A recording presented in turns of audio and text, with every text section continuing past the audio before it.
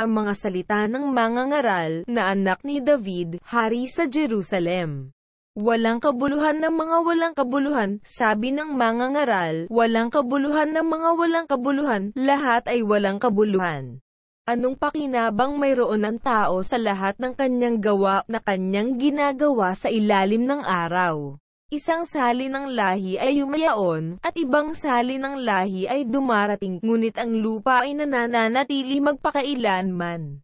Ang araw naman ay sumisikat, at ang araw ay lumulubog, at nagmamadali sa dakong sinisikatan nito. Ang hangin ay yumayaon sa dakong timugan, at pumipihit sa hilagaan, at laging pumipihit na patuloy, at ang hangin ay bumabalik uli ayon sa kanyang pihit. Lahat ng mga ilog ay humuhugos sa dagat, gayon may hindi napupuno ang dagat. Sa dakong hinuhugusan ng mga ilog, doon din nagsisihugos uli ang mga yaon. Lahat ng mga bagay ay puspos ng pag-aalapaap, hindi maisasaysay ng tao. Ang mata ay hindi nasisiyahan ng pagtingin, nit ang tainga man ay nasisiyahan sa pakikinig. Yaong nangyari ay siyang mangyayari, at yaong nagawa ay siyang magagawa, at walang bagong bagay sa ilalim ng araw. May bagay ba na masasabi ang mga tao? Tingnan mo, ito'y bago, naiari nga sa mga panahon na una sa atin.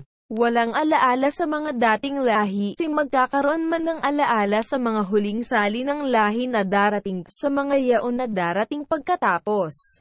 Akong mangangaral ay naging hari sa Israel sa Jerusalem, at inihilig ko ang aking puso na hanapin at siyasatin sa pamamagitan ng karunungan ang lahat na nagawa sa silong ng langit. Mahirap na pagdaramdam na ito ang ibinigay ng Diyos sa mga anak ng mga tao.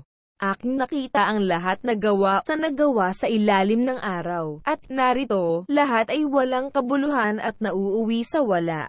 Ang baluktot ay hindi matutuwid, at ang kulang ay hindi mabibilang. Ako'y sumangguni sa aking sariling puso, na sinasabi ko, narito, nagtamo ako sa akin ng malaking karunungan ng higit kaysa lahat na nauna sa akin sa Jerusalem. Oo, ang puso ko'y nagtaglay ng malaking kabihasnan sa karunungan at kaalaman. At inihilig ko ang aking puso na makaalam ng karunungan, at makaalam ng kaululan at ng kamangmangan. Aking nahalata na ito man ay nauuwi sa wala. Sapagkat sa maraming karunungan at maraming kapanglawan, at siyang nananagana sa kaalaman ay nananagana sa kapanglawan.